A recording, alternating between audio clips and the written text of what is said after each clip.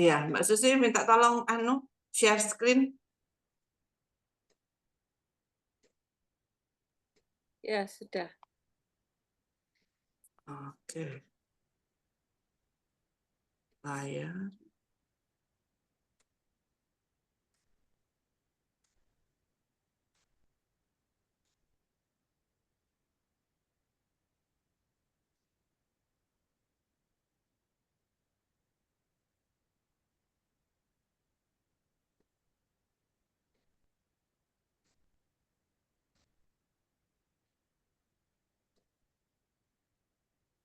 Nah, ini 79, mulai 79 ya, Saudara. Bab diangkatnya ilmu dan merebaknya kebodohan. Saya ya. Dari Anas bin Malik, ia berkata, Rasulullah Shallallahu Alaihi Wasallam bersabda, sesungguhnya di antara tanda-tanda kiamat adalah minimnya ilmu, merebaknya kebodohan dan perzinahan, banyaknya jumlah kaum wanita dan sedikitnya kaum lelaki, sampai-sampai satu orang lelaki harus menanggung 50 wanita. Wow. Iya. Paham. Hadis ini kan ada orang yang pernah menanyakan kapan kiamat, tapi memang itu adalah rahasia Allah. Jadi yang disampaikan oleh Rasulullah hanya tanda-tandanya, di mana minimnya ilmu di sini karena ulamanya meninggal ya. Ya, dengan dicabutnya ilmu agama, bukan ilmu agamanya yang dihilangkan oleh Allah, tapi orang-orang yang paham tentang agama yang sebenar-benarnya, maka diambil duluan oleh Allah. Maka tinggallah yang tersisa itu orang-orang yang tidak banyak paham tentang agama. Bahkan di dalam hadis Muslim dikatakan di bab tentang pemerintahan. Nanti setelah Rasulullah meninggal atau di akhir zaman ini, seseorang dia diminta fatwa.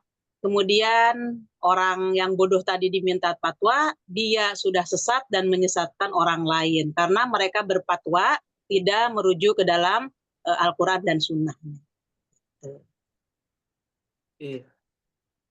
Perzinahan sudah jelas ini ya, Dok? Iya, jelas. Sekarang ini transaksinya juga udah nggak ada dinding-dinding lagi, hijab-hijab lagi. Kemudian sedikitnya para laki-laki dan banyaknya para perempuan. Sampai 1:50. Di hadis lain akan pula bahwa perbandingan itu seorang laki-laki itu dikerumuni oleh sekian perempuan, yang perempuan itu mengharapkan dia untuk dijadikan istrinya.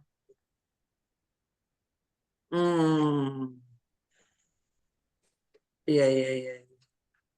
Ini tapi kalau di Indonesia belum nyampe ini. Nggak tahu, tapi kalau keseluruhan penduduk dunia saya belum tahu. Tapi kalau itu statistiknya itu masih belum 1:50. Iya. Tapi fenomenanya sudah sampai, sudah ada. Artinya gini, dia terang-terangan itu laki gua loh, gitu kan? Nah kalimatnya gitu. Jangan diganggu, itu laki gua, suka gitu. Ada kata-kata begitu. Gimana, Seta? Itu laki-laki saya gitu, jangan kamu ganggu itu. Terus kata jadi istilahnya seorang laki-laki itu diperebutkan, ya kan? Seorang laki itu direbutkan oleh sekian perempuan. Jadi perempuan itu terang-terangan gitu. Loh, itu laki gua lah, udah. Seperti itu, Dok. Tapi kalau jadi suaminya kan berhak juga mengatakan seperti itu, Ustazah. Iya, iya sudah pasti. Cuman kan si laki-laki tersebut disenangi juga oleh perempuan lain. Maka ketika si laki-laki tahu bahwa dia itu adalah istrinya, tapi tadi si kliennya dari laki-laki itu karena mungkin sudah ada janji, sudah ada kencan, akhirnya seolah-olah dia pemiliknya gitu. Malah istri yang sah itu dicemburuin oleh dia. Hmm. Hmm. Lanjut tuh. Iya. Allah, Mbak Susi, yang berikutnya. Nah, ini. Yang nomor 80 ini ya. Ya, telah menceritakan kepada kami Sa'id bin Ufair berkata, Bawahnya aja Mbak Susi, langsung yang Iya. terakhir oke, Rasulullah bersabda. Rasulullah dari Hamzah. bersabda, Ya. ketika aku tidur, aku bermimpi diberi segelas susu, lalu aku meminumnya. Hingga aku melihat susu yang diminum tersebut keluar dari kuku-kukuku. Kemudian aku berikan sisanya kepada sahabat muliaku, Umar bin Al-Khattab. Orang-orang bertanya, apa takwilnya, wahai Rasulullah? Beliau menjawab, Ilmu. ilmu. Ya. Ya. Paham nanya?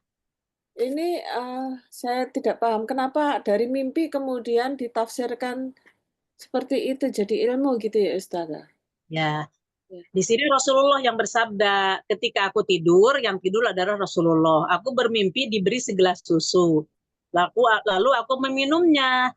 Sehingga aku melihat susu yang diminum tersebut keluar dari kuku-kukuku. Kemudian aku berikan sisanya kepada sahabat muliaku, yaitu Umar bin Khattab. Orang-orang bertanya, apa takwilnya wahai Rasulullah? Nah, maka beliau menjawab, ilmu. Artinya ketika Rasulullah mendapatkan wahyu dari Allah, Al-Quran dan sunnahnya semuanya, masalah ilmu agama, masalah dunia, semuanya udah lengkap dan udah sempurna sampai kepada Rasulullah. Nah, maka ilmu yang dimiliki oleh Rasulullah, Rasulullah pun memberikannya kepada Umar bin Khattab. Gitu. Jadi apa yang dilaksanakan oleh Umar bin Khattab sesuai dengan yang diwahyukan oleh Allah kepada Rasulullah. Begitu, Bu. Jadi maksudnya apa dari mimpi itu menjelaskan bahwa apa saja yang diberi atau disampaikan kepada Umar bin Al-Khattab ini adalah ilmu begitu ya?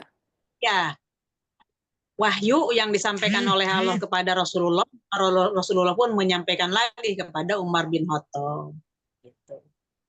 Makanya Umar bin Khattab itu yang dulunya beliau belum masuk Islam, kemudian begitu masuk Islam, yang sebegitu galaknya gitu kan. Maka begitu udah masuk Islam itu sama sekali beliau itu sangat rendah hati kepada sesama yang beriman. Tapi semuanya tidak ada yang tidak segan sekali, baik orang yang beriman ataupun dari pihak kafir.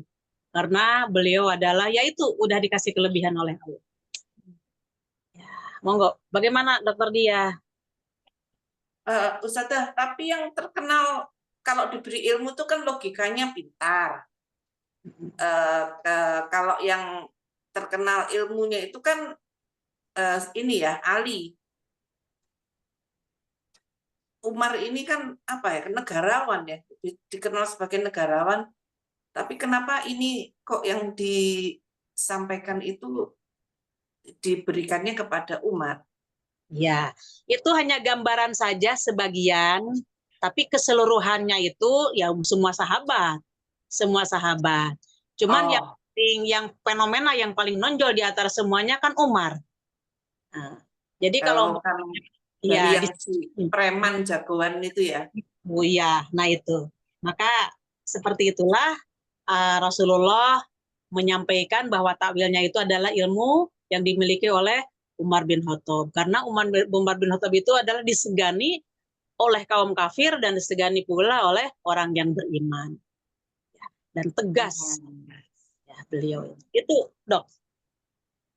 Iya. Oke, lanjut. Oke. Mbak Uria, monggo. Ini apa? Berfatwa dan pada sedang naik kendaraan. Oke. Nah, dari Abdullah. Dari Abdullah bin Amru bin Al-Ash bahwa Rasulullah SAW berdiri di Mina pada haji wada, memberi kesempatan kepada manusia untuk bertanya kepada beliau. Lalu datanglah seseorang dan berkata, aku tidak menyadari ternyata saat aku mencukur rambut, aku belum menyembelih. Maka Nabi SAW bersabda, sembelihlah, tidak apa-apa. Kemudian datang orang lain dan berkata, aku tidak menyadari ternyata ketika berkurban aku belum melempar jumroh. Nabi SAW bersabda, lemparlah dan tidak apa-apa. Dan tidaklah Nabi SAW ditanya tentang sesuatu perkara sebelum dan sesudahnya, kecuali beliau menjawab, lakukanlah dan tidak apa-apa. Paham, Bu Ria? Apa namanya, syarat haji belum dilakukan, kalau dari Nabi bisa dilakukan, disusulkan. Apakah begitu maksudnya? Atau ada hal lain? Di sini kan kata-katanya, lalu datang seseorang dan berkata, aku tidak menyadari. Berarti kalau tidak menyadari itu ada unsur ketidaksengajaan. Ya, Jadi yang berkaitan dengan masalah ritual haji. ritual haji. Sebenarnya ya, di sini kan aku tidak menyadari ternyata saat aku mencukur rambutku belum menyembelih. Seharusnya kan di dalam Al-Quran diterangkan sembelih dulu baru bercukur gitu kan. Nah ternyata orang ini tidak sadar, berarti tidak ada unsur kesengajaan. Maka Rasulullah mengatakan lakukanlah dan tidak apa-apa. Kemudian orang yang kedua pun datang demikian pula.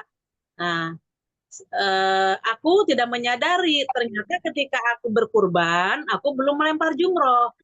Nah, maka Rasulullah bersabda juga lemparlah dan tidak apa-apa. Di sini menunjukkan bahwa ketika memang dia di dalam hatinya itu tidak menyadari, tidak ada niat untuk itu, tapi yang berkaitan dengan mencukur rambut sebelum menyembelih dibolehkan, tapi jangan ada unsur sengaja. Kalau umpamanya kita ke sana unsur sengaja, nggak apa-apa, sahabat juga kan dia memotong karena dia tidak menyadari, jadi kalimatnya tidak ada unsur kesengajaan. Dan di sini tidak ada bayar dam. Ketika ada pelanggaran yang tidak sengaja dalam hal seharusnya menyembelih dulu baru bercukur, atau yang bawah itu belum melempar tapi sudah menyembelih malah yang bawah itu. Nah, itu tidak ada dam. Kalau toh Rasulullah menyampaikan atau itu harus ada dam, pasti Rasulullah akan menyampaikan.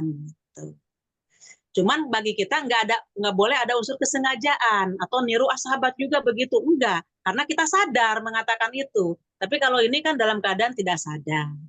Artinya ketika kita melakukan sesuatu ibadah yang kita itu keliru atau kita itu lupa, maka bagaimana nanti? Seperti ginilah kalau di kita ini ya, ketika Ramadan, orang itu kan puasa. Ketika lupa dia makan dan minum padahal dia dalam keadaan puasa, tidak membatalkan puasa, lanjutkanlah puasanya. Ya, seperti itu. Dan tidak ada bayar dam atau tidak ada bayar kifarat, tidak perlu sedekah dan tidak perlu mengulangi puasanya di bulan selain Ramadan, tidak ada. Ya, begitu, Bu Ria. Ya, intinya tidak sengaja ya. Intinya tidak sengaja. Ya, setuju. Monggo, dia. Baik. Berikutnya, Dokter Ana, monggo, bisa?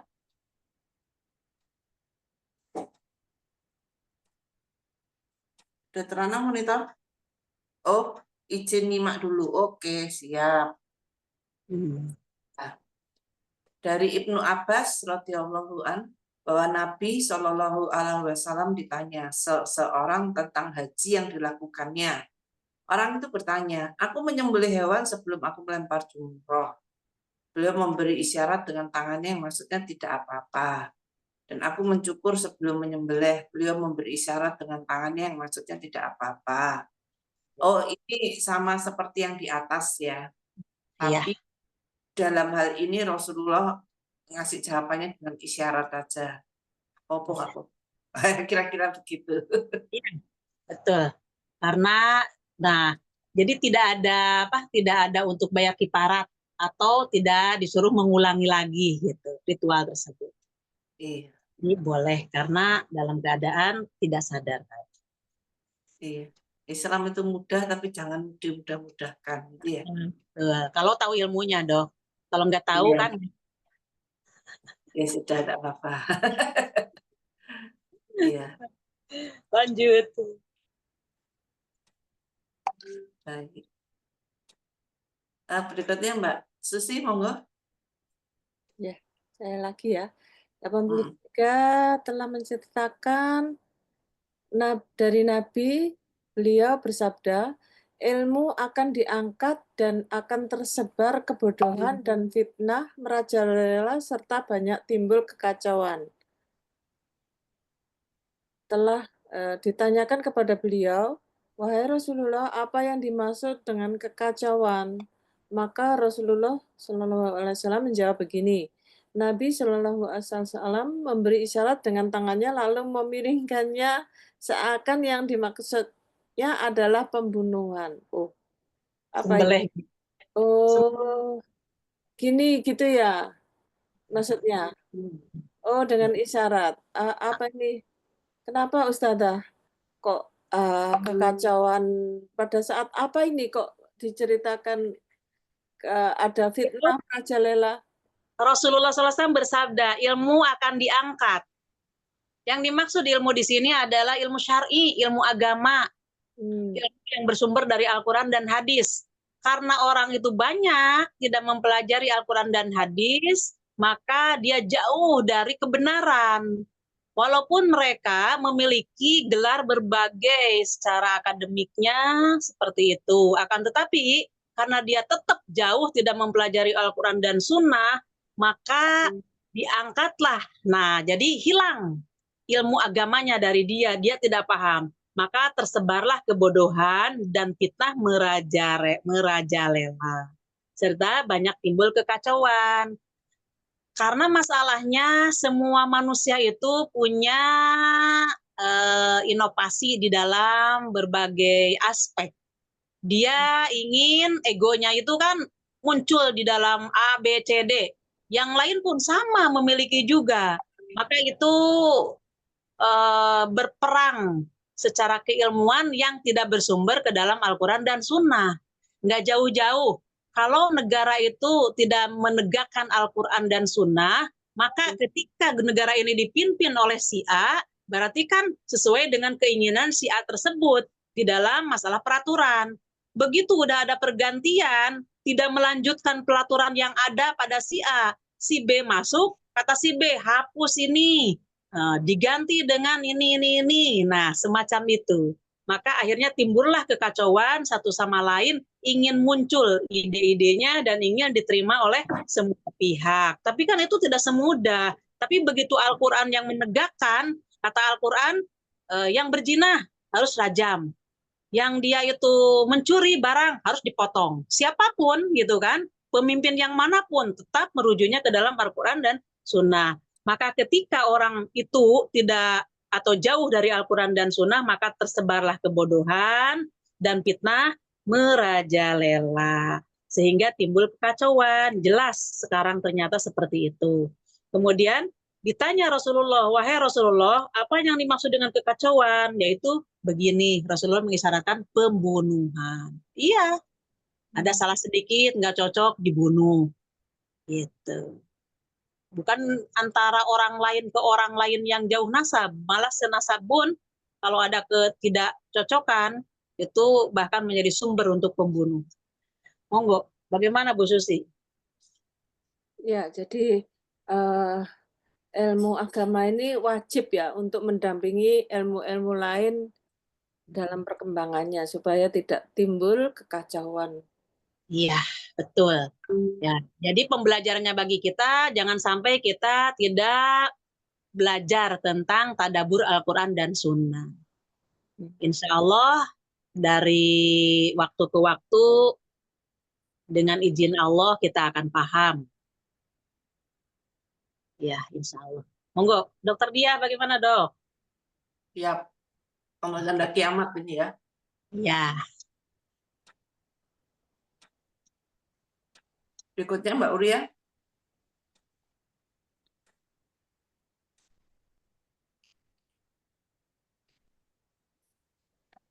Eh,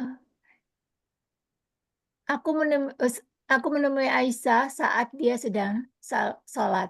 Setelah itu aku tanyakan kepadanya apa yang sedang dilakukan orang-orang.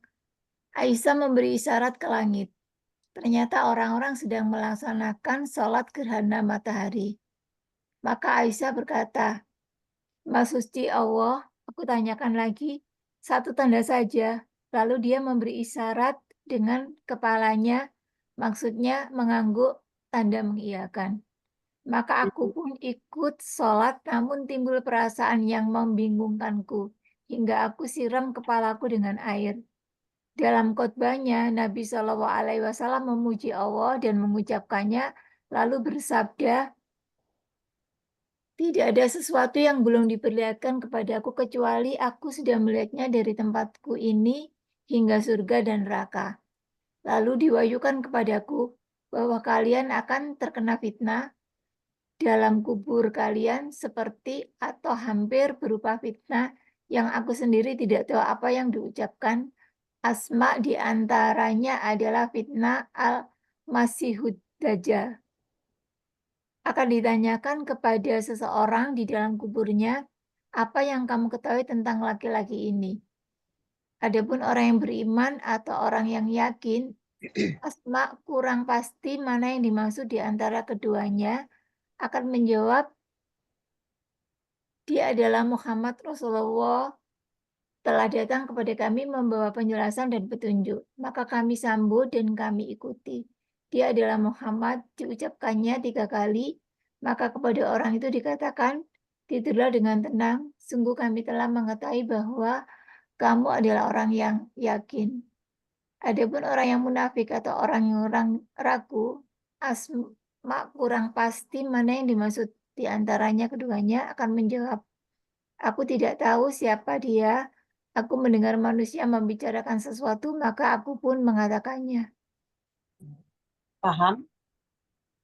Yang saya tangkap pada saat orang meninggal ditanya, ini fitnah kubur itu ditanya pertanyaan.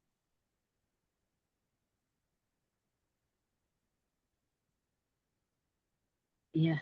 Iya, Oh, ditanyakan iya. ditanyakan. Iya, Dok, gimana Dok? Komentari Dok. Tunggu saja. Sebentar. Jadi ini ceritanya Asma ini menemui Aisyah saat sedang sholat. Jadi pas sholat itu ditanya gitu. Ya. Makanya terus Aisyah cuma memberikan isyarat aja begitu. Iya. Oh iya. Jadi ini maksudnya ini pelajarannya seperti ini. Kalau ada ketika kita sedang sholat, kita masih ada orang yang kebingungan apa misalnya begitu, masih boleh ya memberikan reaksi Iya. dengan isyarat saja begitu kan ya? Masalahnya ini sholat bukan pada waktunya zuhur, asar, maghrib, isya, subuh, tapi di luar itu. Dia sholat gerhana. Kemudian gerhana. Sholat gerhana.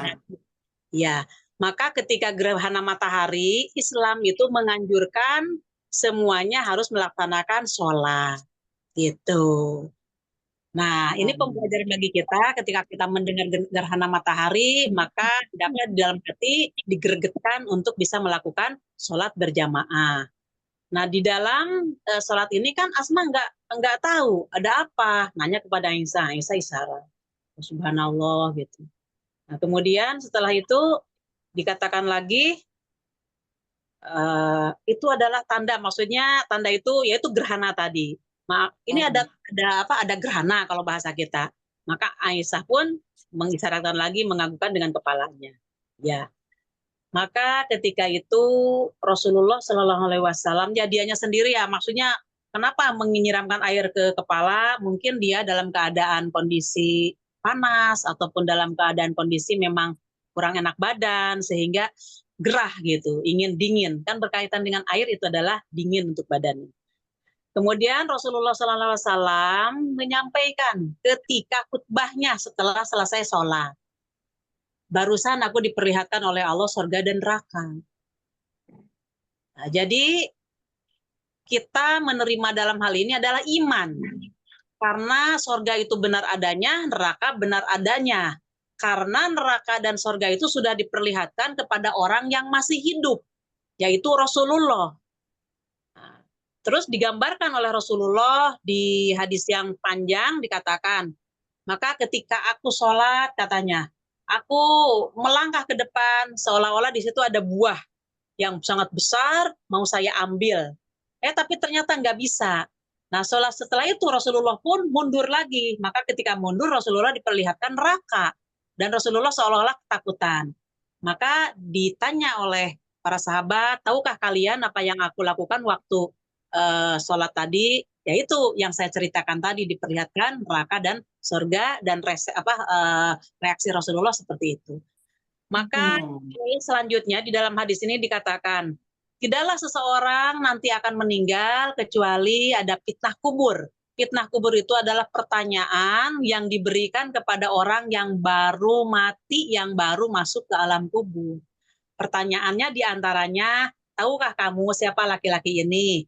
Di hadis lain dikatakan, yang pertama ditanyakan adalah, siapa Tuhanmu? Satu. Yang kedua, apakah agamamu? Yang ketiga, seorang laki-laki ini. Tahukah kamu ini laki-laki ini siapa? Jadi ditunjukkan. Maka orang yang beriman punya keyakinan. Dan itu diilhamkan oleh Allah, yusabbitul lazina amanu. Allah menetapkan untuk bisa menjawab terhadap pertanyaan malaikat Munkar dan Nakir. Maka orang yang beriman itu dengan penuh keyakinan, dia adalah Muhammad. Rasulullah SAW, dia diutus oleh Allah, dia membawa risalah, maksudnya membawa wahyu yaitu Al-Quran. Membawa Al-Quran dan plus sunnahnya, maka aku mengimaninya kata orang yang beriman. Maka dikatakan kepada orang yang tadi, dalam hadis yang panjang, kamu benar. Maka dari itu tidurlah, seperti tidur pengantin gitu.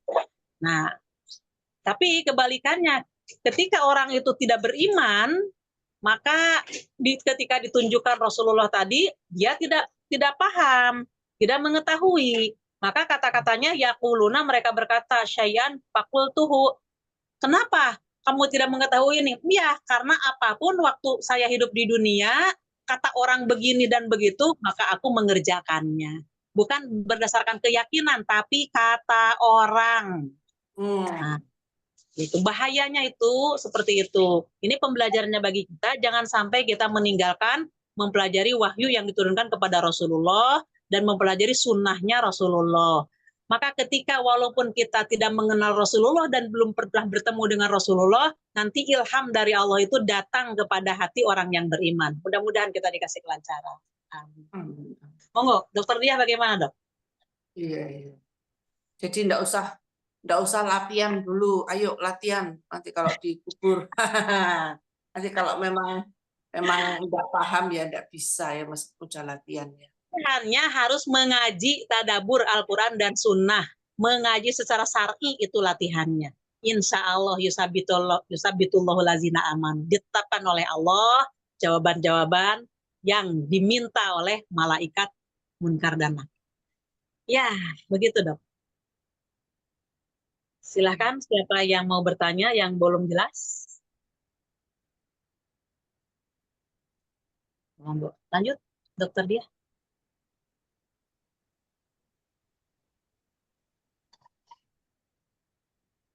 Oh iya, Ustazah, kalau sholat gerhana itu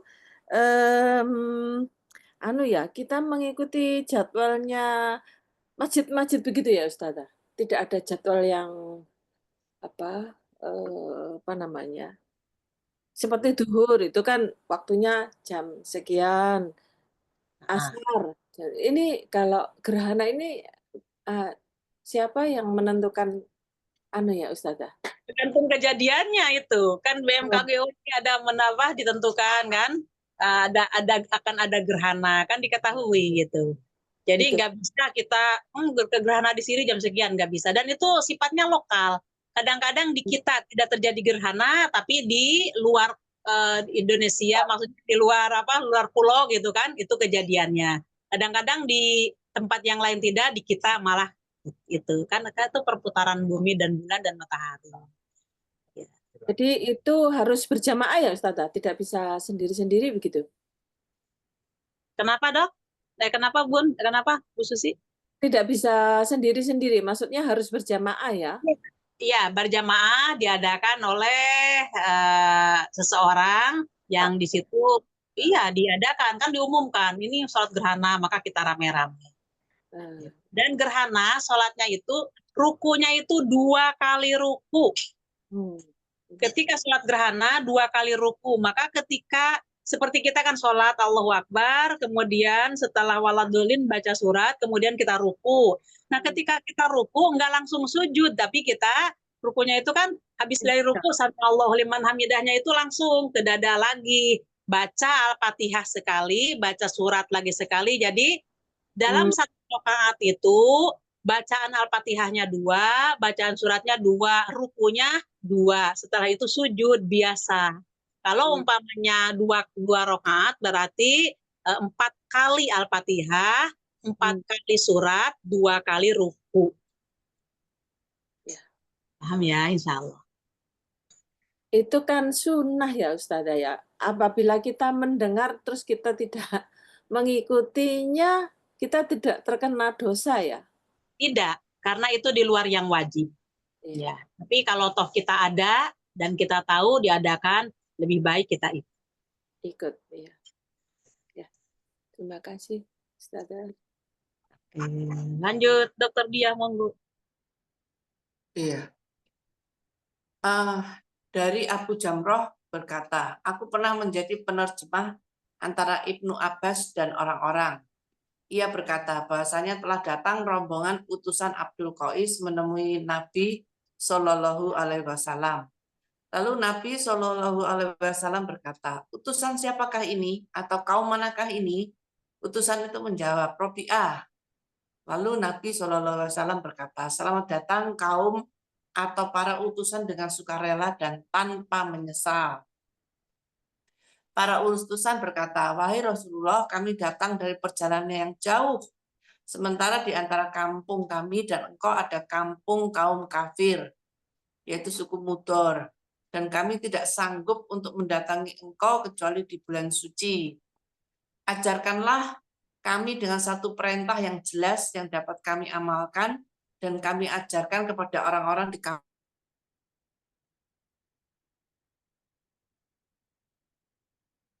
kampung kami, dan dengan begitu Nabi Shallallahu Alaihi Wasallam tentang minuman. Maka Nabi Shallallahu Alaihi Wasallam memerintahkan mereka dengan 4 hal dan melarang dari 4 hal. Diperintahkan 4 hal. Mbak Susi, minta tolong di mute-kan Mbak Susi. Iya. Jadi Rasulullah memerintahkan 4 hal dan melarang 4 hal. Memerintahkan mereka untuk beriman kepada Allah satu-satunya. Oke, beliau berkata, tahukah kalian apa artinya beriman kepada Allah satu-satunya? Mereka menjawab, Allah dan Rasulnya yang lebih mengetahui. Jadi mereka tidak tahu, jadi jawabannya adalah seperti itu.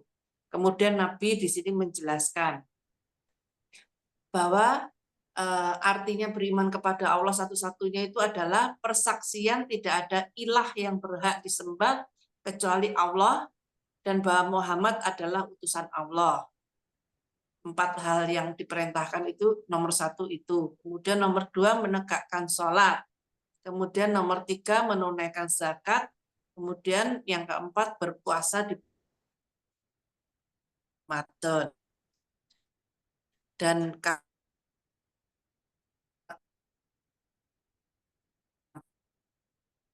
oke, dan kemudian apa yang dilarang adalah meminum dari al-hantam, ad-duba, dan al-muzaffat. Syubah merangkan, terkadang beliau menyebutkan an-nakir dan terkadang muqayyir, bukan nakir. Kemudian Nabi SAW bersabda, lakukanlah kepada orang-orang di kampung kalian. Oke, jadi ini karena jauh tempatnya dan harus melewati kampungnya orang kafir yang pasti diganggu sehingga mereka itu kalau mau belajar itu susah sekali, intinya begitu, sehingga cari kemudahan. Singkatnya gimana Nabi supaya ya meskipun Bisa. jarang-jarang belajarnya tapi tetap bisa masuk surga begitu ya. Jadi Ya. Nabi ini mewasiatkan 4 hal yang harus dilakukan dan 4 hal yang dilarang itu tadi. Ini apa namanya jenis-jenis minuman keras, tak? 4 perkara minum dari Al-Hantam, Ad-Duba, dan Al-Musabat. Nggak tahu ini saya. Tempat-tempat yang dulu zaman jahiliyah itu dijadikan sebagai tempat untuk minum-minuman keras, maka itu yang dilarang. Penekanan pertama tadi yang diperintah adalah jangan sampai melaksanakan kesyirikan itu, Dok. Iya, Ya, karena dengan adanya dia melakukan kesyirikan, terhalang untuk masuk surga. Tapi ketika dia menjaga untuk tidak syirik, walaupun dia itu melakukan kesalahan-kesalahan yang lain, insya Allah kesalahan-kesalahan selain syirik oleh Allah bisa terampuni. Ya. Gitu. Tapi kalau dia sudah syirik, maka dia tidak terampuni sebelum dia itu diwafatkan, tidak bertobat. Itu jadi penekanannya ke tidak syirik.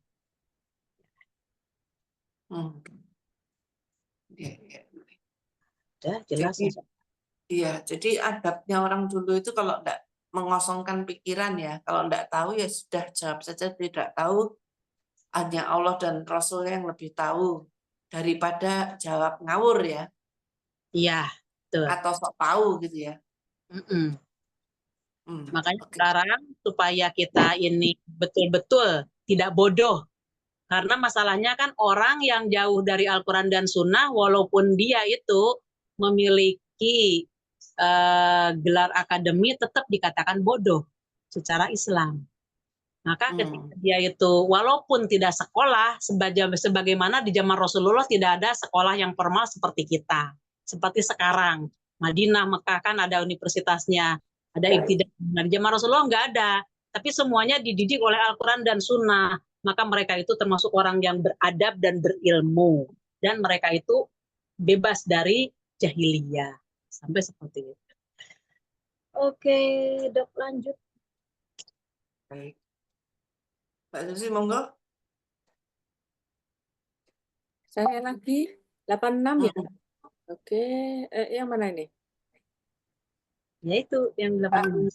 Abdullah, bahwasanya dia menikahi seorang perempuan putri Ibnu Ihab bin Aziz. Lalu datanglah seorang perempuan dan berkata, aku pernah menyusui Uqbah dan wanita yang dinikahinya itu.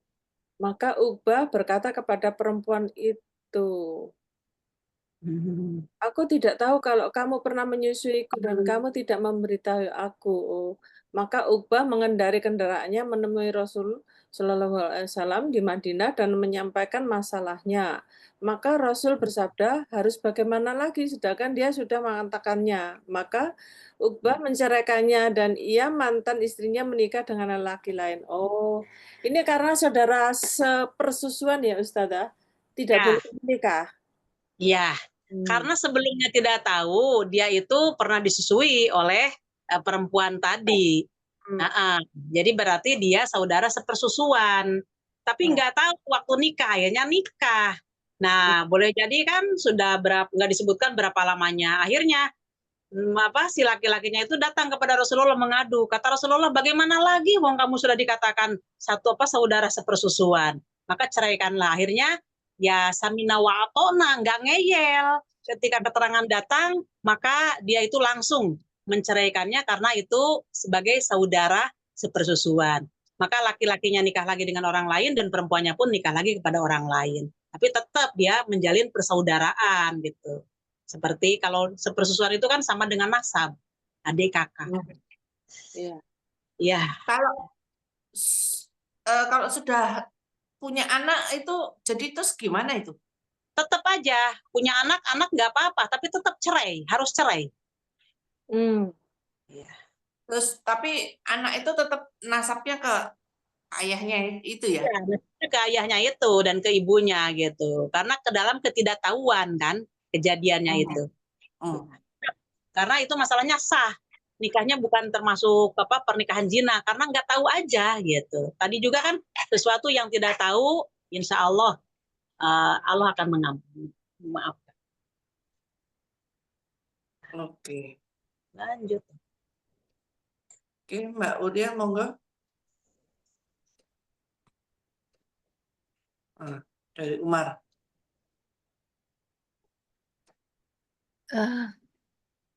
Kak Umayyan, jadi Asar berada di desa Banu Umayyah bin Said. Ia termasuk orang kepercayaan di Madinah. Kami saling bergantian menimba ilmu dari Rasulullah Shallallahu Alaihi Wasallam. Sehari aku yang menemui beliau, dan hari lain jika dia menemui beliau Shallallahu Alaihi Wasallam. Jika giliranku tiba, aku menyarankan seputar wahyu yang turun hari itu dan perkara lainnya. Dan jika giliran tetanggaku tiba, ia pun melakukan hal yang sama. Ketika hari giliran tetanggaku tiba, ia datang kepadaku dengan mengetuk pintuku dan dengan sangat keras seraya berkata, "Apakah dia ada di sana?" Maka aku kaget dan keluar menemuinya. Dia berkata, "Telah terjadi persoalan yang gawat." Umar berkata, "Aku pergi menemui Hafsah dan ternyata dia sedang menangis. Aku bertanya kepadanya, apakah Rasul Shallallahu Alaihi Wasallam menceraikanmu?" Hafsah menjawab, "Aku tidak tahu." Maka aku menemui Nabi Shallallahu Alaihi Wasallam sambil berdiri. Aku tanyakan, "Apakah engkau menceraikan istri-istri engkau?" Nabi Shallallahu Alaihi Wasallam menjawab, "Tidak." Maka aku ucapkan, "Allah Maha Besar."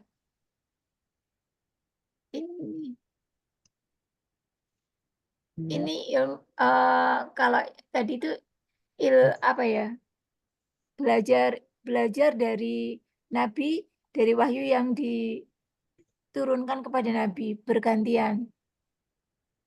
Terus kemudian ketika tidak gilirannya ada ya, Hafsah ini menangis.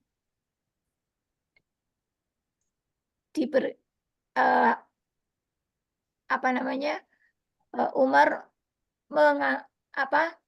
mengira bahwa terjadi sesuatu hal yang kurang baik dan diperkirakan karena tidak bisa mendapat jawaban itu, dia langsung tanya kepada Rasul. Apakah begitu?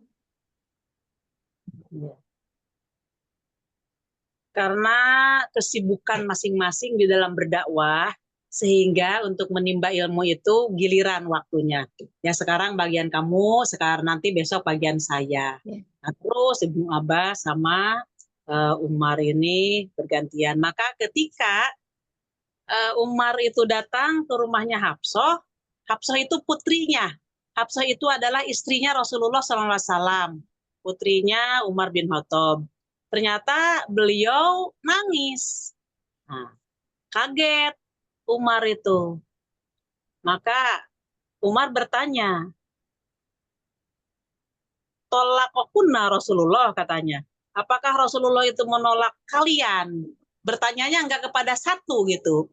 Karena Rasulullah itu orang yang paling bijaksana dan paling dipercaya, maka kata-kata Umar itu, apakah Rasulullah itu menolak istri-istrinya? Gitu. Maka kata Hafsah putrinya, enggak tahu, lah adri, saya enggak tahu. Akhirnya Umar itu datang kepada Rasulullah. Nah, akhirnya ditanyakan kepada Rasulullah, "Wahai Rasulullah, apakah Anda menceraikan istri-istri Anda?" "Enggak," kata Rasulullah gitu. "Lah, fakultu Allahu Akbar." Maka saya berkata Allahu Akbar, kata Umar gitu. Berarti apa ini yang terjadi? Kok Hafsah itu nangis, disebabkan apa? Gitu. Ini di dalam hadis yang panjang. Di dalam hadis yang panjang sekali yang berkaitan dengan masalah kecemburuan juga dan dalam masalah ya harta dunia gitu. Yang namanya seorang perempuan kan pastilah di dalam masalah perhiasan ingin seperti apa yang dipakai oleh orang-orang lain. Di dalam hadis Muslim yang panjang, maka istri-istrinya itu ya istilahnya menuntut kepada Rasulullah. Ketika menuntut kepada Rasulullah, ya bahasa Rasulullah, ya apa yang harus saya berikan gitu, wong saya nggak punya gitu. Nah akhirnya itu bermasalah panjang. Udah gitu aja dok, pendeknya. Akhirnya Rasulullah itu berjanji, demi Allah saya tidak akan menemui istri-istrinya itu selama 1 bulan kalau nggak salah itu. Dan Rasulullah itu mengasingkan diri. Dalam pengasingan itu dia tidak tahu, makanya istri-istrinya itu nangis gitu. Karena ulahnya si istri-istrinya itu. Maka ayah daripada para istrinya itu ya berdatangan, termasuk Abu Bakar Siddiq juga. Semuanya gitu. Oh sampai gelisah itu semuanya. Disebabkan ulah perempuan. Itu nanti di Muslim ada yang panjang. Nanti di sini juga insya Allah di Bukhari juga. Tapi ini hanya sepintas gitu dikasih tahu. Iya, setingkat Rasulullah aja sempat mengalami ini ya, istri-istrinya menghadapi istri-istrinya ini ya. Iya, maka ya saya terangkan lagi kalau begitu. Maka ketika itu istri-istrinya itu oleh Allah disuruh apakah dia itu mau dunia akan aku kasih sepuas-puasnya masalah dunia atau kamu ingin Allah dan Rasulnya, pilih mana? Berarti kalau dia milih dunia berarti dia diceraikan oleh Rasulullah. Tapi kalau dia milih Allah dan Rasulnya ya harus menerima apa adanya gitu. Nah, maka semuanya yang pertama ditanya itu adalah Aisyah. Aisyah, ya kamu izin kepada bapakmu gitu. Apakah kamu mau lanjut berumah tangga denganku ataupun kamu minta cerai? Maka Aisyah itu di dalam pikirannya terlintas, nggak mungkin katanya bapakku atau Abu Bakar Siddiq itu untuk menyuruh aku cerai kepada Rasulullah gitu. Nggak mungkin katanya gitu. Malah ya pasti dimarahin, udah punya rasa seperti itu. Nah akhirnya yang pertama ditanya itu adalah Aisyah. Maka ketika Rasulullah menanyakan itu, enggak, aku adalah pilih Allah dan Rasulnya. Tapi engkau jangan mengatakan kepada istri-istri yang lain bahwa aku ini adalah memilih Allah dan Rasulnya. Maksudnya apa? Yaitu ada unsur kecemburuannya di situ. Supaya orang lain kan mengatakan, ya udah aku pilih dunia. Berarti Rasulullah milik Aisyah gitu. Jadi semuanya kan minta cerai umpama gitu. Tapi ternyata enggak begitu. Semua istrinya itu sepakat milih Allah dan Rasulnya gitu. Akhirnya ya seperti itulah. Ini Nggak kayaknya tidak berlaku untuk seorang manusia biasa ya Ustazah ya. Tidak. Pembelajarannya ya itu pembelajarannya dari situ bahwa seorang perempuan yang dia itu qanaah jadi tidak menuntut banyak terhadap ketidakmampuan si suami. Kalau suaminya itu umpamanya usahanya besar, kemudian si perempuan minta ABCD yang sesuai dengan kemampuan ya wajar-wajar aja lah gitu. Tapi melihat kan yang tahu penghasilan suami kita sendiri sebagai istri gitu. Maka nggak boleh meminta yang berlebih-lebihan. Itu pembelajarannya, Bu Susi. Harus qanaah, harus menerima apa ada. Ya, ya. Oh enggak, dokter dia bagaimana dok? Iya, iya. Jadi ya kalau manusiawi sekali kalau misalnya kita itu kadang suka cemburu, suka kepingin harta dunia, itu ya enggak apa-apa, tapi harus segera sadar begitu ya Ustazah ya. Ya betul. Nah itu bisa kita sadar kalau kita didampingi dengan ilmu agama, insya Allah. Ya lanjut. Jadi meskipun ini istri Rasulullah itu ya hadis ini ya tidak menyembunyikan ya, tidak membaik. Ya mereka baik, tetapi hal itu ya kadang-kadang terjadi itu ya enggak apa-apa begitu ya. Iya, iya betul. Jadi kita nggak begini. Oh ternyata istri Rasulullah itu ya istilahnya kan soleha gitu kan. Tapi ketika beliau-beliau itu ada dalam kealpaan gitu kan, kekurangannya, pasti semuanya itu bertobat kepada Allah dan Rasulullah pun memohonkan ampun untuk mereka insya Allah. Akhirnya kan di dalam hadis dikatakan bahwa keluarga Rasulullah itu istrinya banyak tapi makanannya itu terbatas. Kadang-kadang pagi bisa makan, sorenya enggak. Kadang-kadang makanannya cukup untuk beberapa hari ke depan tidak ada. Gitu. Tapi tidak ada yang keluh kesah setelah itu terjadi. Ya, karena sudah dijanjikan oleh Allah, semuanya adalah ikut Allah dan Rasulnya, artinya sorga 2 kali lipat untuk beliau-beliau istrinya Rasulullah.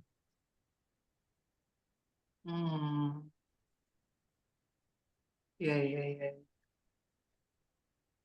Jadi apa namanya? Apa ya? Kayak kalau Gus Bahak kemarin itu bilang, nek jadi kalau jadi wali Allah itu ya harus siap miskin begitu ya. Ya, insya Allah seperti itu. Tapi kalimat wali Allah siap miskin itu tetap dikembalikan ke dalam dalil. Bahwa tidak semuanya ya, kita harus mengetahui siapa wali Allah itu. Di dalam surat Yunus dikatakan bahwa sesungguhnya wali Allah itu adalah orang-orang yang beriman kepada Allah dan Rasul-Nya. Nah, orang yang beriman itu tetap masalah dunia ini dijadikan pembagian oleh Allah. Ada yang dijadikan kaya, ada yang dijadikan miskin. Jadi tidak semuanya wali Allah itu harus miskin, tidak. Dan tidak semuanya wali Allah itu harus kaya gitu, mentang-mentang disayang oleh Allah. Maka kita kan sudah sampai kepada kita pembagian manusia, bahwa manusia itu ada 4 golongan. Dia beruntung di dunia dikasih kekayaan, beruntung pula di akhirat dikasih surga. Ada di dunianya itu beruntung punya kekayaan, tapi di akhirat celaka. Ada kebalikannya, di dunia itu sengsara, tapi di akhirat itu dia mendapatkan surga. Kemudian di dunianya yang sengsara dan di akhirat pun sengsara. Kan itu kategori 4 manusia. Sudah lewat itu hadisnya kepada kita. Ustazah. Ya, oke. Apa namanya? Mahar yang diberikan Rasulullah itu kan besar toh. Iya, besar. 60 kambing. Iya, untuk setiap istrinya itu kan. Padahal kehidupan sehari-harinya Rasulullah itu kan sederhana banget. Ya, sederhananya itu ya sudah miskin begitulah ya, seperti itu. Ya. Saya kadang-kadang itu bingungnya tuh gini.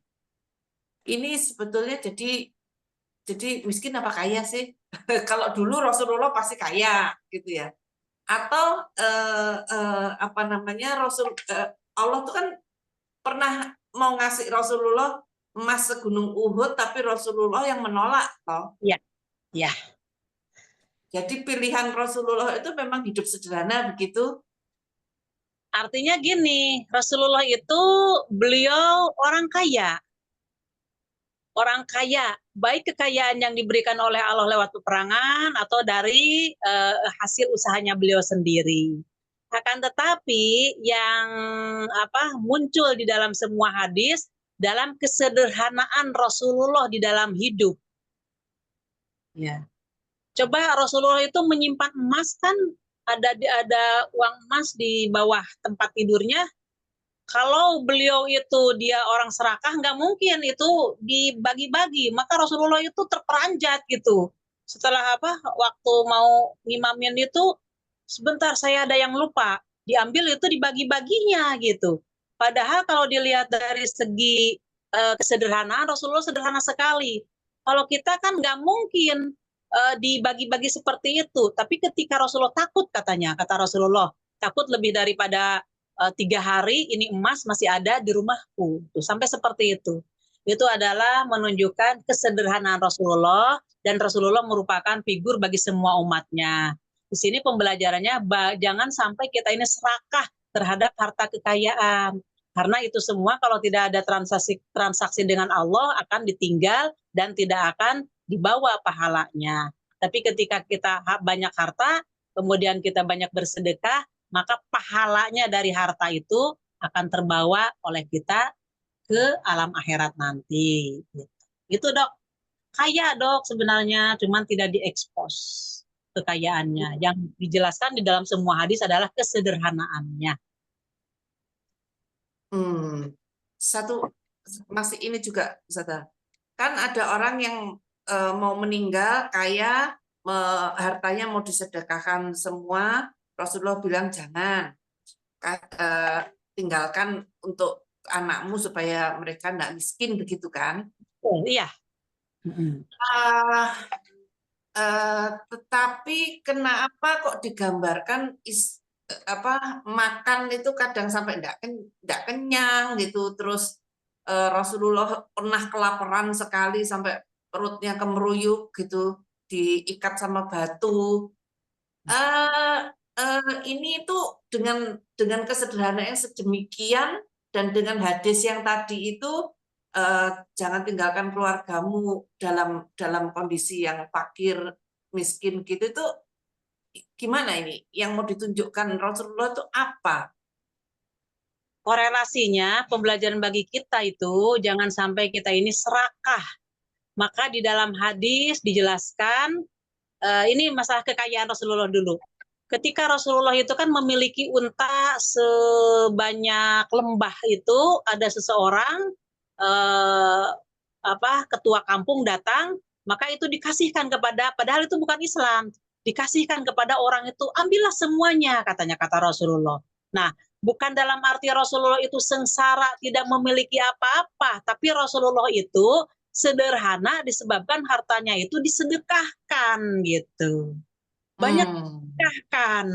Nah, maka istri-istrinya pun karena sudah berjanji itu kan akan ikut Allah dan Rasulnya, ya udah, apa kata Allah dan Rasulnya gitu kan. Boleh jadi ya istrinya yang makan seperti itu. Kemudian Rasulullah sendiri ya udah lihat istrinya asal makan, bagi saya enggak. Maka menunjukkan betapa Rasulullah itu seolah-olah mengalami lapar tiga-tiganya. Tapi di situ ketika beliau itu lapar kan, kenapa Anda ada di sini? Pertamanya kan Umar bin Khattab sama Abu Bakar Siddiq. Enggak, aku ke masjid karena aku sebenarnya lapar. Aku juga lapar, kata Abu Bakar itu. Nah, kemudian Rasulullah datang ke masjid juga. Lagi ngapain kalian?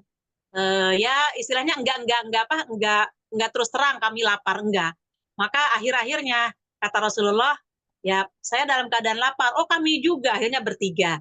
Maka di situ Allah memberikan solusi kepada orang tiga tadi, termasuk Rasul tadi. Ayo kalau gitu kita silaturahmi ke rumah Anu. Ya, siapa yang tidak mau rumah tersebut didatangi oleh Rasulullah. Akhirnya kedatangan Rasulullah sama orang yang terpenting Umar bin Khattab dan Abu Bakar, bangga sekali. Akhirnya apa yang disiapkan itu? Kalau sekarang ini kan kambing guling gitu kan. Disiapkan makanan seitunya. Akhirnya beliau itu pada makan. Nah, dalam keadaan makan seperti itu apa kata-kata Rasulullah? Sesungguhnya dunia ini katanya hulun itu manis gitu kan. Maka barang siapa yang menggunakannya dengan penuh nerima, penuh bersyukur, maka itu akan menjadi barokah. Tapi kalau dia itu tidak banyak bersyukur, maka dunia itu tidak ada barokahnya. Padahal itu dalam keadaan posisi lapar menemukan seperti itu, masih itu yang dikata-katakan kepada para sahabatnya. Itu Dok, artinya bagi orang yang beriman, sesengsara apapun, solusi pasti dikasih oleh Allah. Tawakalnya harus tinggi. Kalau kita kan didului oleh takut ketimbang kita mengeluarkan. Kenapa kita tidak mengeluarkan? Karena takut gitu kan. Kalau Rasulullah sama dua sahabatnya tadi sudah takut, itu sudah tidak ada masalah dunia. Akhirnya Allah lah yang langsung memberikan solusinya. Begitu Dok. Jadi intinya meskipun kita ini, meskipun ada seseorang yang diberikan ujian menjadi miskin sampai susah apa kayak gitu, pokoknya percaya aja sama Allah, pasti ini ya, pasti tetap akan bisa, kalau takdirnya hidup ya tetap akan hidup ya. Ya, betul. Ya, apalagi itu orang tawakal sama dengan burung. Diibaratkan kan? Kenapa diibaratkan burung? Burung dia tidak punya usaha, tidak bisa transaksi dengan siapapun, tapi burung itu mengandalkan tawakal kepada Allah. Berangkat pagi, tembolonnya itu kosong, maka pulang sore tembolonnya sudah penuh. Gitu. Karena dia tawakalnya kepada Allah. Tapi tetap dia ikhtiar untuk terbang mencari dan mencari. Begitu Dok. ada hadis juga yang mengatakan bahwa Rasulullah takut dengan kalau umatnya itu dikasih ujian kekayaan. Ya. Jadi artinya ujian kekayaan itu lebih apa ya? Lebih bisa berpotensi menyesatkan daripada kemiskinan, begitu ya? Iya, betul. Aku tidak khawatir kepada kalian miskin. Oke, bukan. Aku tidak khawatir kepada kalian melaksanakan kesyirikan gitu. Dan memang ada kata-kata aku tidak khawatir kepada kalian adalah miskin, akan tetapi yang aku khawatirkan malah kaya. Ya itu dok, betul. Miskin dia dekat dengan Allah itu lebih baik daripada dia kaya jauh dari Allah. Pakai bahasa kita ya, secara kita gitu, ya lebih baik kita kaya dekat kepada Allah kan gitu dong yang kita pilih. Iya. Oke, paham maksudnya. Baik. Berikutnya Mbak Debbie monggo.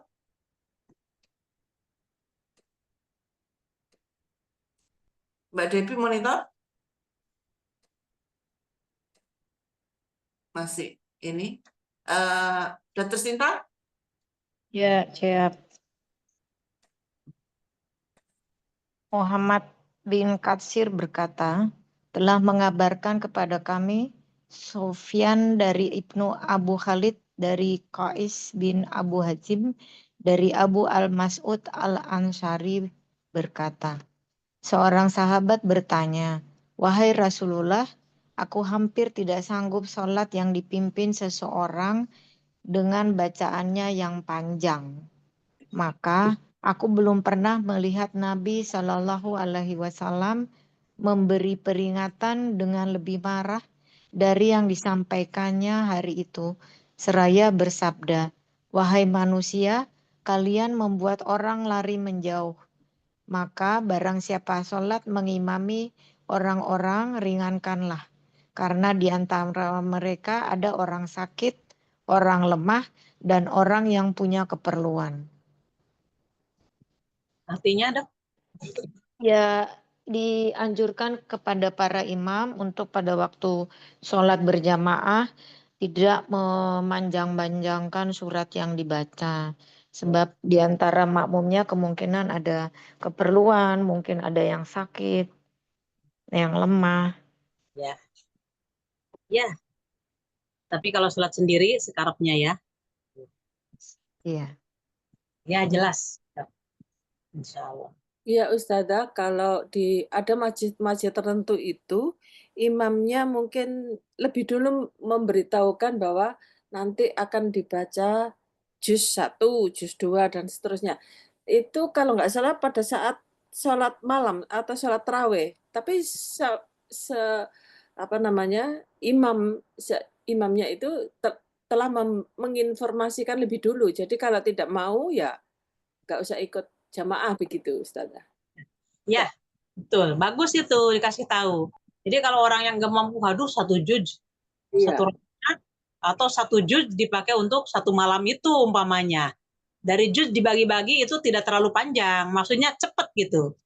Kan umpama 1 malam 1 juz, untuk taraweh 1 kali itu tidak termasuk panjang. Maksudnya ya biasa aja, soalnya ketika kita melaksanakan bacaan 1 juz itu nggak sampai 1 jam. 1 juz itu hanya 3/4 jam.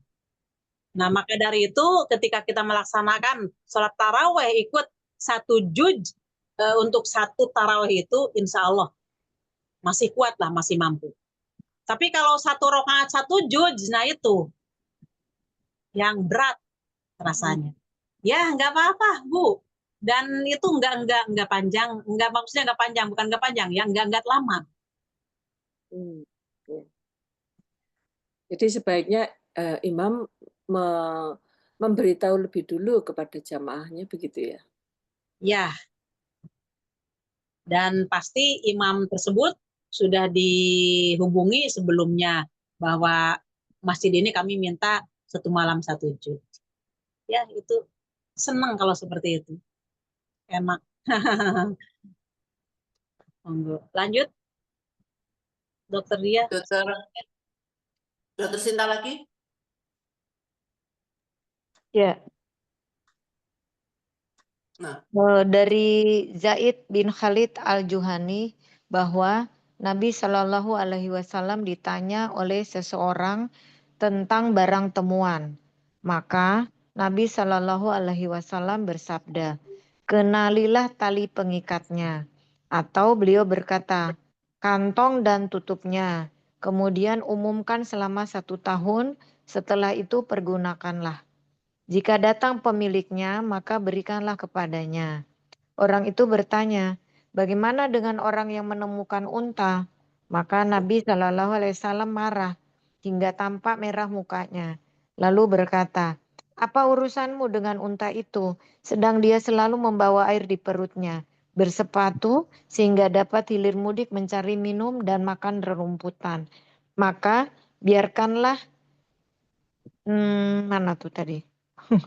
Biarkanlah dia hingga pemiliknya datang mengambilnya.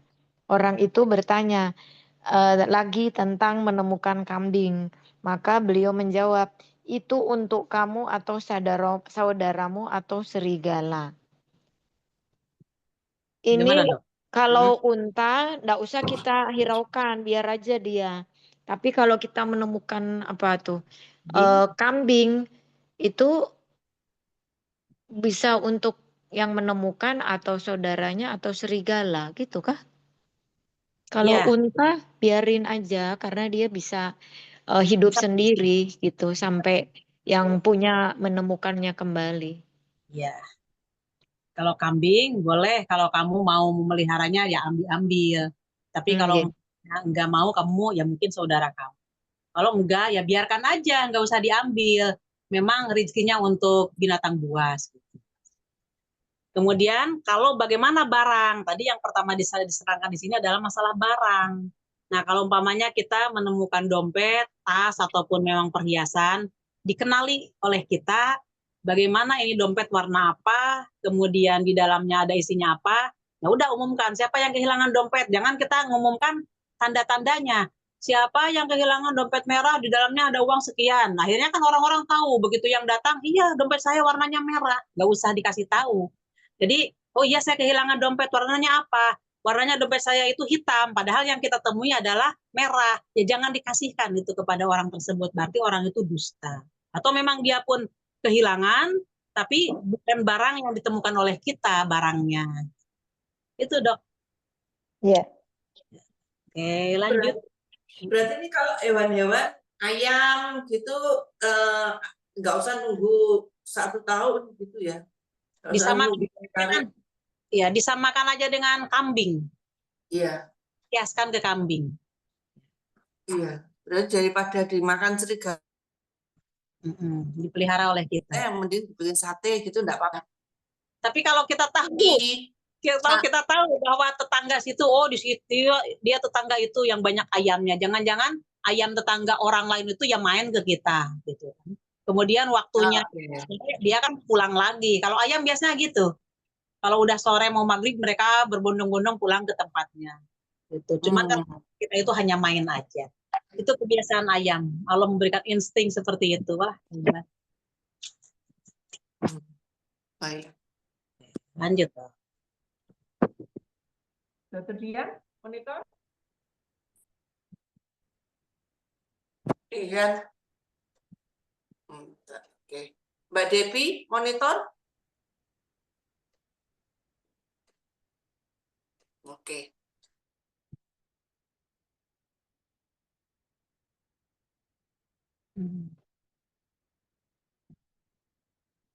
Mbak Ana itu.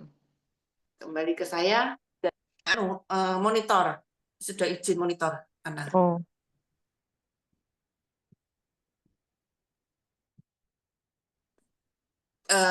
Suka ketika terus ditanya beliau marah lalu berkata kepada orang-orang, bertanyalah kepadaku sesuka kalian. Maka seseorang bertanya, siapakah bapakku? Beliau menjawab, bapakmu adalah Hudzaifah. Yang lain bertanya, siapakah bapakmu?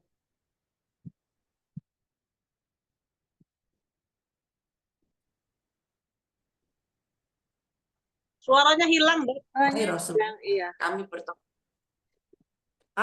Ini gimana? Nah, ini bagus. Ya. Oke. Ketika Umar melihat apa yang ada pada wajah beliau, dia berkata, wahai Rasulullah, kami bertobat kepada Allah Azza wa Jalla. Oh, Artinya apa ini mananya? jadi ini pertanyaan tidak penting-penting begitu, apa namanya, ditanyakan sama Rasulullah, meskipun Rasulullah tidak suka, tapi ya sudahlah, tetap dijawab. Tapi ketika sahabat itu melihat wajah Rasulullah, maka mereka iya, bertobat, minta maaf intinya ya, wahai Rasulullah, kami bertobat kepada Allah, gitu ya Ustazah. Ini yang mengatakan itu adalah Umar. Orang yang laki-laki dua itu bertanya tentang bapaknya, Rasulullah selalu menjawab. Tapi dipandang oleh Umar, pertanyaannya itu tidak berbobot. Kok yang gitu aja ditanyakan kepada Rasulullah? Maka saking hormatnya Umar kepada Rasulullah, ya kalau bahasa kita ini, wahai Rasulullah, aku bertobat kepada Allah Azza wa Jalla, artinya mohon dimaafkan si orang-orang tersebut disebabkan dia bertanya itu tidak berbobot gitu, tapi jenengan selalu menjawab atas pertanyaan mereka gitu. Itu adalah pembelaan Umar untuk menguatkan Rasulullah. Padahal Rasulullah sendiri itu tidak marah karena Rasulullah itu kan memberikan kebebasan, bertanyalah gitu kan kepadaku. Tapi Umar menilai pertanyaan-pertanyaan itu kok yang gitu sih ditanyakan. Makanya Rasulullah itu kalau bahasa kita itu ya dirangkul oleh Umar bin Khattab.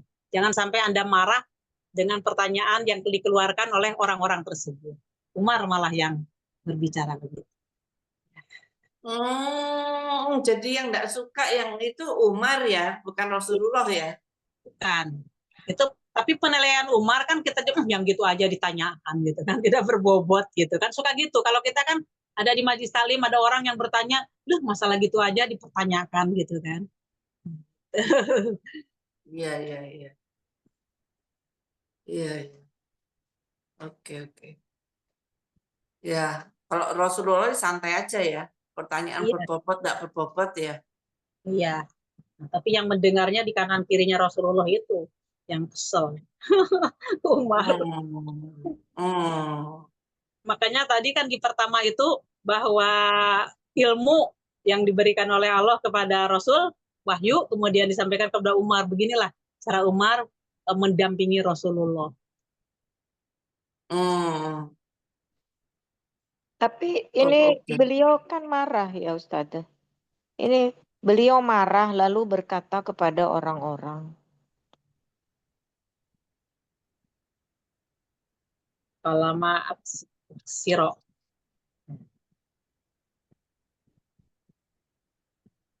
Pak, suaranya tidak ada Ustazah. Palama uksiro alaihi godiba sumakola linasi saluni. Berkata dari Abi Musa, dia berkata ditanya Nabi SAW tentang sesuatu kariha yang sesuatu itu dibencinya gitu. Rasulullah benci bukan kepada pertanyaan yang masalah dua orang tadi. Maka ketika itu banyak pertanyaan, kemudian Rasulullah itu menantang gitu kepada manusia, tanyakan kepadaku ammasitum gitu kan, ammasitum, apa yang kamu inginkan gitu. Akhirnya Rasulullah itu membuka pertanyaan kepada orang lain. Mungkin sebelumnya yang ditanyakan kepada Rasulullah itu ya mungkin tidak berbobot juga, tapi di sini tidak disebutkan. Maka setelah Rasulullah mendengar pertanyaan-pertanyaan sebelum dua orang ini, ada kebencian kepada itu. Ya udah, kalian coba bertanya, gitu kan? Apa yang hendak kamu tanyakan? Akhirnya dua orang ini ya jujur gitu, karena Rasulullah yang memberikan keterbukaan untuk ditanyakan. Akhirnya dua orang itu ditanya, maka karena Rasulullah sudah memberikan kesiapan untuk menjawab, ya bapakmu adalah ini. Kemudian bapakku siapa ya Rasulullah? Bapak kamu juga ini. Maka Umar di situ yang tidak terima. Memang Rasulullah marahnya bukan kepada dua orang ini, marahnya kepada sebelum-sebelumnya gitu. Ada pertanyaan yang mungkin nggak perlu ditanyakan, atau banyak pertanyaan yang dari sini belum dijawab, ini sudah bertanya lagi, mungkin seperti itu. Tapi kepada dua orang ini Rasulullah tidak menunjukkan kemarahan, malah di situ Umar yang membelanya. Ya, Ibu, begitu dok. Iya, iya, iya. Falam uksirot. Iya. Jadi perlunya kita belajar bahasa Arab, kalau enggak ya belajar dengan guru itu begini ya. Kadang-kadang baca terjemahannya aja kan, Nggak paham. ya maksudnya dikiranya itu Rasulullah itu marah. Aduh, kalau yang baca kan Rasulullah itu kok gampang marah ya, ditanya begitu aja kok marah. Padahal enggak begitu tau maksudnya ini. Nah, Iya, Ustazah, betul ya? ya, iya, betul. Oke. Oke. Ini tadi siapa ya kok aku lupa? Kan bila siapa? Mbak Susi deh. Ya, Oh, jatuh. ini sama ya? Hah? Sama ini. Sama ya. Iya, Nah, ini aja. ini agak, cuman redaksinya agak panjangan ini. Iya. Dibaca aja dok. Yang mana? Yang tadi? Ini. Iya, yang barusan ilmu. Oh, sama Yang isinya ya. 91. 91 ini pertanyaannya mulai dari Abdullah bin Hudzafah menghadap kepada Rasulullah, siapakah bapakku? Nabi Shallallahu Alaihi Wasallam menjawab, bapakmu Hudzafah. Ketika semakin banyak pertanyaan, Nabi bersabda, bertanyalah kalian kepadaku. Oh, maka Umar turun berlutut seraya berkata, kami ridha Allah sebagai Rabb kami, Islam sebagai agama kami, dan Muhammad Shallallahu Alaihi Wasallam sebagai nabi kami. Maka Abdullah bin Hudzafah terdiam. Iya. Iya. Jadi Ya. ketika pertanyaan remeh-remeh seperti itu diingatkan oleh Umar untuk selalu ini mengucapkan ini, kami raditu billahi robah gitu ya, dan selanjutnya sampai mengakui bahwa untuk percaya kepada Muhammad. Begitu. Ya, kalau istilah kita ini karena Umar juga kan tidak melebihi seperti apa yang dikatakan Rasulullah. Kata Rasulullah itu bertanyalah kepadaku. Maka Umar kan tidak mencegah apa yang diminta oleh Rasulullah. Tidak begini. Ngapain kamu bertanya begitu kepada Rasulullah? Enggak begitu. Malah Umar itu samina wa atona. Bahkan beliau itu mengatakan rodina billah roba katanya. Ya, saya beriman kepada Allah dan saya mengaku Islam itu adalah agama dan Nabi Muhammad itu adalah sebagai nabi. Maka dari kalimat ini Hudzafah pun gitu kan serasa dinasehati oleh Umar, ya jangan begitulah kepada seorang rasul gitu. Tapi kalau Umar secara saklek ngomongnya ini, kok yang gitu kamu ditanyakan kepada Rasulullah, padahal Rasulullah sendiri tidak melarang gitu pertanyaan itu. Maka Umar bin Khattab pun tidak melebihi kata-katanya seperti ya mungkin maksud kita itu tahu gitu kan, sebenarnya nggak boleh seperti itu kepada Rasulullah, tapi Rasulullah kan tidak melarang, maka Umar pun tidak berani untuk melarang kepada sahabat untuk bertanya karena Rasulullah membuka. Maka ada ucapan dengan rodi tu billah atau rodilah billah robba wabil islamidina. Nah, kalimat itu menunjukkan bahwa semua manusia yang ada di sini jangan sampai Rasulullah itu tersinggung gitu dengan pertanyaan-pertanyaan kalian, jangan sampai ribut bertanya padahal pertanyaannya itu tidak berbobot, bukan yang berkaitan dengan masalah ibadah. Ya, itu dong. Iya. Sudah. Lanjut dong. Mbak Uria monggo. Telah menceritakan kepada kami, Abda berkata, telah menceritakan kepada kami, Abdus Samad berkata, oh ini langsung aja. Bahwa Nabi bahwa Nabi SAW apabila memberi salam diucapkannya 3 kali dan bila berbicara dengan 1 kalimat diulang 3 kali. Paham. Ini kenapa ya?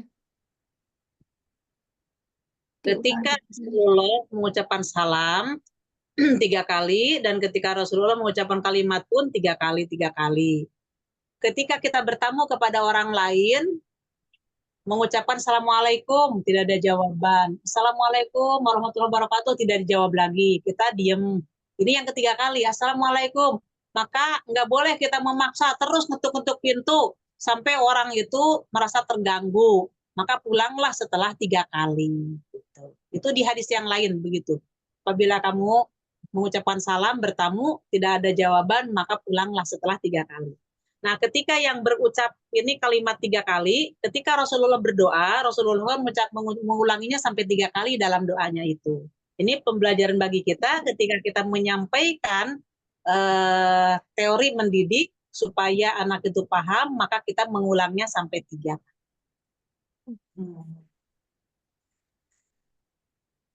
Begitu, Dok. Iya.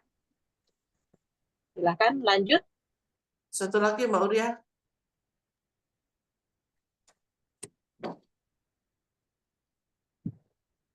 Oh, ini sudah sama. Ya, sama. Ya, Ya. 3 kali. Ini aja Mbak Uria.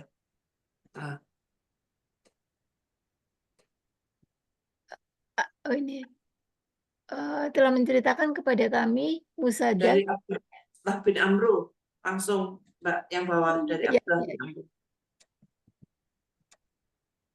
Dari bin Amru, ia berkata, Nabi SAW pernah tertinggal dari kami dalam suatu perjalanan yang kami tempuh, hingga beliau dapat menyusul kami. Sementara waktu sholat asar sudah hampir habis. Bergegaslah kami berwudu, dan saat itu kami hanya mengusap kaki. Maka Nabi SAW berseru dengan suara yang lantang, celakalah bagi tumit-tumit yang tidak basah akan masuk neraka. Beliau mengulanginya hingga 2 atau 3 kali. Ini tata cara berwudu. Artinya ketika kita berwudu jangan bergegas-gegas sampai anggota wudu kita ini tidak kena air. Maka dari itu bagaimana supaya wudu kita ini sempurna? Ya berarti harus tahu ilmunya. Batasan-batasan tangan sampai mana, batasan muka sampai mana, apa yang perlu diusap dan apa yang perlu dicuci. Kan itu semuanya sudah dijelaskan oleh Rasulullah SAW di dalam hadisnya. Maka ketika orang itu tidak paham tentang cara berwudu, ya boleh jadilah mungkin di sisi lain ini rata, tapi begitu giliran tangan sikutnya enggak tercuci. Begitu kaki pun hanya siram-siram biasa. Padahal tidak seperti itu. Jadi di sini menunjukkan sangat kompleks sekali kalimat ini. Harus benar-benar kita paham bagaimana cara wudhu yang diajarkan oleh Rasulullah kepada kita. Yang kedua, kalau umpamanya kita sudah paham, walaupun wudhu kita cepat-cepat, pasti insya Allah akan cepat gitu kita tahu gitu batasan-batasannya. Tapi orang itu walaupun lambat ya di dalam memberikan air ke anggota wudhunya karena dia tidak tahu ilmu batasannya, maka boleh jadi masih ada anggota wudhu yang kekurangan. Tetap kembalinya ke tolab ilmu. Maka kalau wudhu tidak sempurna, Rasulullah mengatakan wailul lil aqobi minan nar katanya. Jadi kecelakaan bagi orang-orang yang berwudu tidak rata, maksudnya tidak kena air anggota wudunya, maka itu akan menjadi santapan api neraka. Nah, kalau dikatakan santapan api neraka karena dia wudunya tidak rata, tidak sempurna, berarti sholatnya pun tidak sah.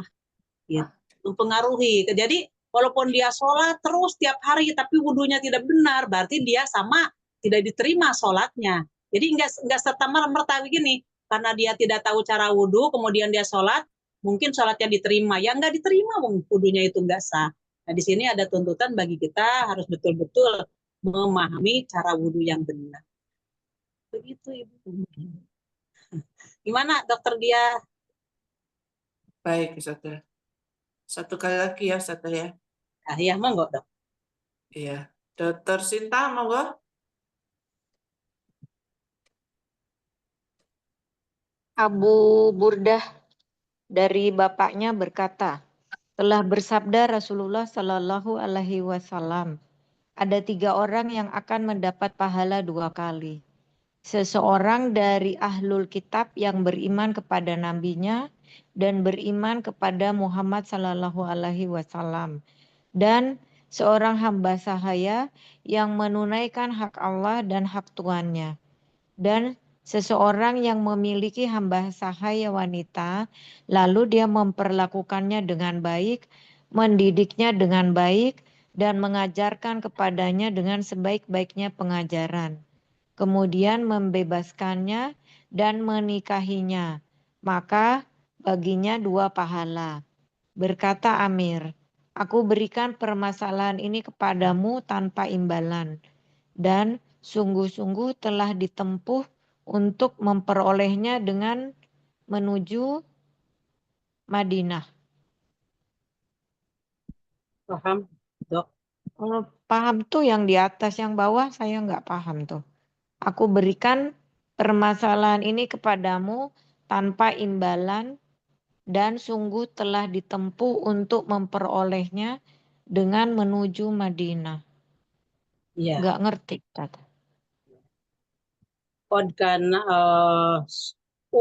Amir berkata, saya serahkan ini semuanya kepada si hamba sahayanya, dimerdekakan, dididik, kemudian diberi pelajaran, tapi tidak ada imbalan apa-apa. Maksudnya tidak dinikahi, biarin aja. Pokoknya kamu merdeka. Pokoknya kamu itu sudah dididik, sudah baik, maka tidak ada. Jadi nggak begini.